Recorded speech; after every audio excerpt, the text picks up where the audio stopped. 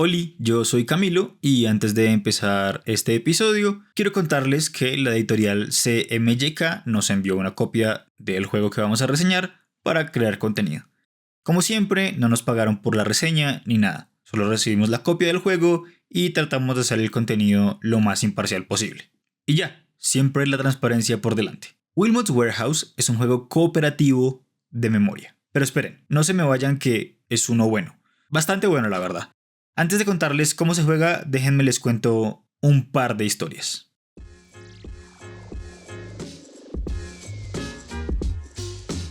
Bienvenidos a Crónicas de Cartón, un podcast sobre juegos de mesa hecho por y para principiantes.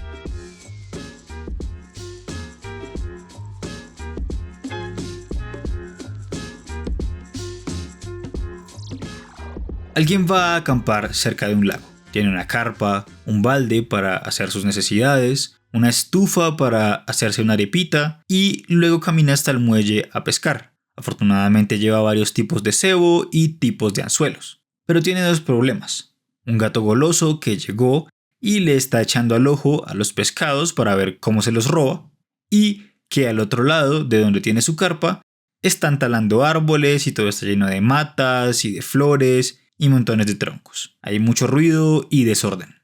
Esa es la primera.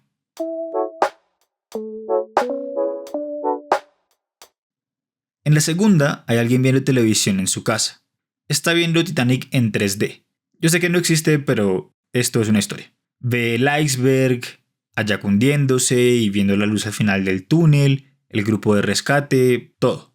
Pero luego se acaba Titanic y empieza a ver el aro. Todo es terrible, da mucho miedo y se desata una tormenta fuera de su casa. Primero se va la señal del televisor, luego se corta la luz, se empieza a inundar y tiene que sacar con baldes el agua. Luego llamar a la empresa de la electricidad, pero no le contestan, así que les termina por enviar un correo electrónico.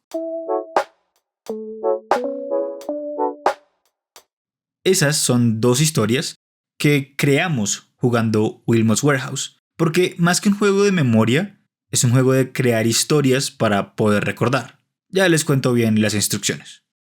El juego fue diseñado por Ricky Haggett, Richard Hogg, David King y fue publicado este año, 2024, por CMYK. El arte también es de Richard Hogg.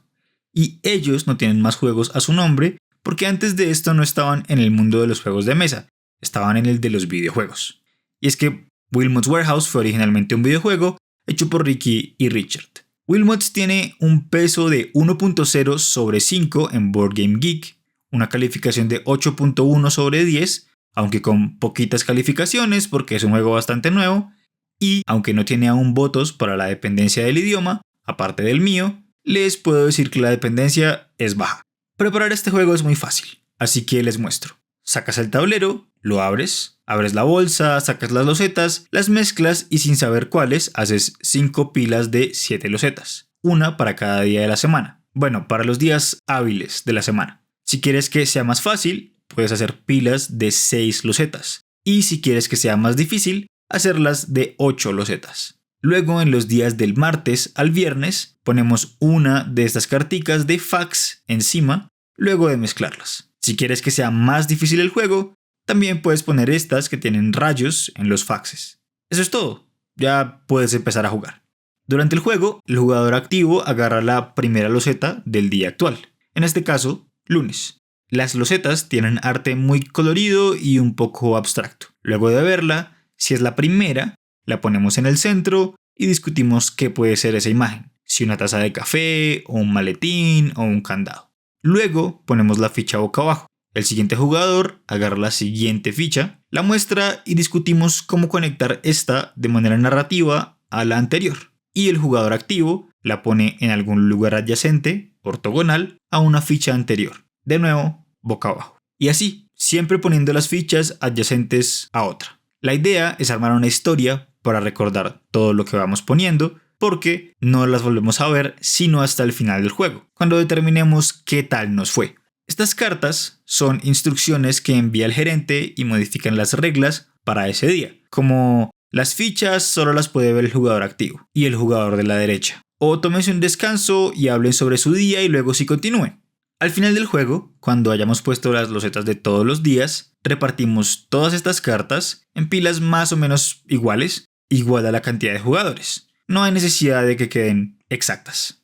Cada jugador agarra un paquetico y se pone un cronómetro apenas les demos la vuelta. Estas cartas tienen las mismas imágenes que las losetas, pero hay 150 y las losetas que pusimos son solo 35. Vamos viendo cartas y las ponemos encima de las losetas donde creemos que están, pero realmente la mayoría de las cartas que vamos a ver no corresponden con una loseta que esté en juego. Cuando todos estemos de acuerdo en que ya estamos listos, paramos el cronómetro y le damos la vuelta a las losetas para confirmar cuáles están bien y cuáles mal. Por cada una que esté mal o a la que no le hayamos puesto una carta encima, agregamos 10 segundos a nuestro tiempo total y comparamos con esta tablita en la parte de atrás de las instrucciones, que es nuestra evaluación de desempeño. Si lo lograste hacer en menos de un minuto, ¿quién te crees? Eso es imposible. Pero eso es todo el juego. Pude explicarlo con menos palabras, estoy seguro, pero quise ser exhaustivo. Igual lo expliqué en un par de minutos, y no creo que haya mucha confusión sobre cómo se juega, sobre todo si están viendo el video en YouTube o en Spotify, así que es de verdad muy fácil de aprender. Wilmot's Warehouse es como una hoguera alrededor de la que nos juntamos a contar historias. Historias que vamos expandiendo entre todos. Me gusta mucho que cada día hay una regla diferente, así la jugabilidad cambia y adaptarse a cada nueva instrucción a veces es difícil, pero ahí está lo divertido del juego. Hay algunas que cortan la comunicación, otras que te distraen, que te cambian la ubicación del tablero y en general que hacen el juego mucho más dinámico. Wilmot's Warehouse es una excusa para sentarse a contar las cosas más raras que puedas imaginarte con tus amigos o con extraños, para reírte, y eso es lo bonito, todo el tiempo estás hablando con los otros jugadores, discutiendo si esta imagen es la vela de un barco o si es un plato lleno de algún contenido azul. Me he divertido un montón en todas las partidas, siempre me he reído mucho, aunque todavía nunca hemos fallado una loseta. Hemos tenido tiempos más o menos cortos, pero nunca hemos fallado. Creo que ese es el único problema que tengo con el juego. Puede ser un poco fácil, incluso con las instrucciones de la gerencia, que son más difíciles. Pero la idea del juego tampoco es que sea difícil, no quiere ser imposible. Ni siquiera quiere ser competitivo, es cooperativo. Sí, me gusta tratar de bajar el tiempo que me toma completar una partida y superarme, o superarnos. Pero el verdadero juego son los amigos que hicimos en el camino. pues como que no es tan así. Pero sí, la idea es pasar un tiempo acogedor. Es un juego que como que te abraza el alma y te hace reír. No uno que quieres optimizar todo hasta lo máximo posible. No es un euro, muy lejos de ser un euro. Hay un problemilla con la rejugabilidad y es que me he dado cuenta de que a veces yo me caso con la asociación de una imagen. En una partida dijimos que esta loseta era X y me cuesta resignificar cuando alguien nuevo me dice, no, esta loseta parece Y. En mi cabeza sigue siendo X, que fue con lo que lo asocié la última vez. Un ejemplo rápido. En 2 partidas diferentes llegamos al Titanic. En la segunda fue culpa mía porque dije, ¡ay! Eso parece el Titanic. Porque en la anterior partida, en la primera, habíamos dicho que eso parecía un barco y que era el Titanic y bla bla bla. Y yo me fui por ahí. Ni siquiera dije que era un barco, dije que era el Titanic. Entonces, sí, puede que sea algo personal y que yo me case mucho con las cosas y me sea difícil como ese cambio, pero me ha pasado un par de veces. Por eso me parece que es un juego que se da mejor para jugarlo con nuevos grupos cada vez. Sí, las posibilidades de que las losetas se repitan en 2 partidas seguidas no son tan altas, pero igual ha pasado. Otra razón para jugar Wilmot's Warehouse con diferentes grupos es que siempre hay alguien que reinterpreta lo que alguien dijo en una partida anterior. No todos vemos lo mismo en estas imágenes abstractas.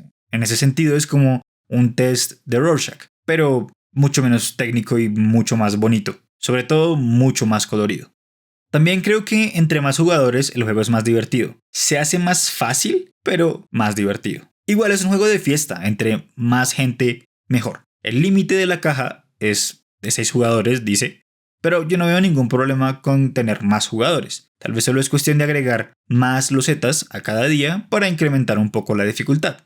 El escenario del juego, esta idea de que somos trabajadores en una bodega, está bien, funciona. Además, se apega al escenario del videojuego. Es una bodega en la que tenemos que acomodar y acordarnos de dónde están las cosas. Pero lo que sí está bien integrado y que es significativo es el tema o los temas. Creo que aquí principalmente tenemos la creatividad como un gran tema y contar historias para recordar. O contar historias, que pues casi siempre lo hacemos para recordar. Todas las acciones, todos los turnos, los componentes con su arte como abstracto nos llevan hacia allá, nos llevan a explorar esa intención. Y es fabuloso porque es la naturaleza humana, contar historias para recordar.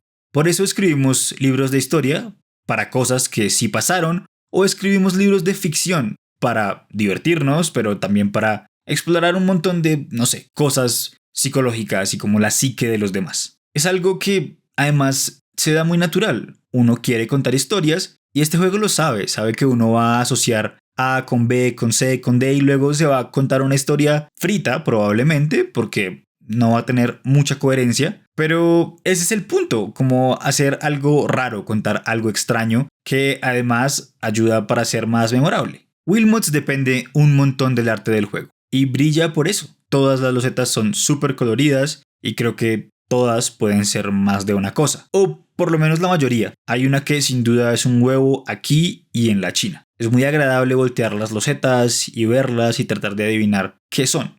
O más que adivinar, porque no hay una respuesta correcta, tratar de darles un significado. Las imágenes al borde del tablero, aunque no importan mucho, están lindas. Todo se siente agradable de ver en este juego. Las cartas de los clientes, que por detrás tienen ilustraciones de personas, también suelen llamar la atención de los jugadores. Lo que no se siente tan bien son un poco los componentes. Las losetas pueden ser un poco frágiles. Cuando las saco de la bolsa yo siempre las tiro sobre el tablero y dejan un polvillo la mayoría de las veces, que se cae de los bordes de las losetas, del cartón. Y hay un par que ya están como con una esquinita levantada. Las cartas, aunque no se manipulan tanto, tampoco son súper gruesas, entonces es fácil hacerles como dañitos sin querer. El tablero sí está más o menos perfecto, solo que es negro y por alguna razón los rayones se notan más, pero no es algo que impida disfrutar la experiencia del juego porque igual queremos manipular esto más o menos rápido. Sobre todo las cartas, porque